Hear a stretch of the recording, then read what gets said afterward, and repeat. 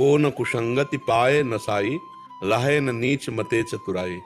जो कुसंग के परमाणु हैं वो बहुत विपरीत भाव पैदा कर देते हैं। आपका स्वभाव नहीं है, लेकिन कुसंग का प्रभाव आपसे गलत करवा सकता है, गलत सोच करवा सकता है। यदि उत्तम प्रकृति अर्थात भगवत स्मरण परायण है आप, तो देखो लंका में कुसंग ही कुसंग है, पर विभीषण जी के ऊपर कोई फर्क नहीं पड़ा। हनुमान जी भी लंका में प्रवेश कर रहे हैं, लेकिन कोई कुसंग का असर नहीं हुआ, क्योंकि हृदय में भगवान का चिंतन है, अपनी थाली का।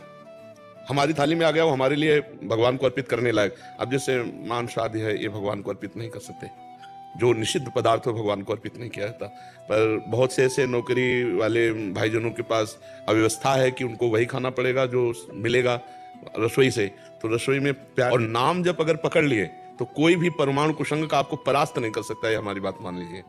क्योंकि नाम जापक त्रिजटा लंका में रह रहे, नाम जापक माल्यवंत जी, नाम जापक विभीषण जी, कई महाभागवत हैं जो लंका में। तो हमें लगता है लंका जैसा कुसंग तो नहीं होगा वर्तमान में, क्योंकि वहां तो खुला मांस, व्यभिचार, मदिरा, ये सब, वहां नगर ही राक्षसों का है, तो वहां भी भक्ति हो सकती है।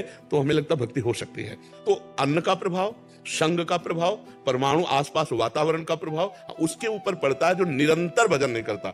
इसीलिए हनुमान जी महाराज कह रहे हैं, का हनुमंत विपत्ति प्रभु सोई, जब तो सुमिरन भजन न होई। जिस क्षण सुमिरन भजन छूटा कुसंग का, जैसे हनुमान जी महाराज, विभीषण जी महाराज लंका में भी गए, लंका में वो रहे, लेकिन कोई फर्क नहीं पड़ा। तो ऐसे हम समाज में रहे, नाम जप न छूटने पावे और आहार शुद्ध रहे, तो कोई नहीं बिगाड़ सकता है। आप निश्चिंत रहिए, बड़ी कृपा आपके ऊपर है स्थिति में, क्योंकि मनुष्य जीवन का परम लक्ष्य है भगवान की प्राप्ति। और जब आप धर्म से चलोगे ना, तो हमारे समाज की बहुत अच्छी सेवा कर लोगे आप। हाँ, जब अधर्माचरण से कोई चलता है ना, तो सेवा नहीं हो पाती, फिर राष्ट्र सेवा नहीं हो, समाज सेवा नहीं हो पाती, शोषण जरूर हो सकता है। लेकिन यदि हम धर्म से चले तो समाज का बहुत बड़ा हित कर सकते हैं, और वो भगवान की सेवा होगी, उससे भगवान प्रसन्न होंगे।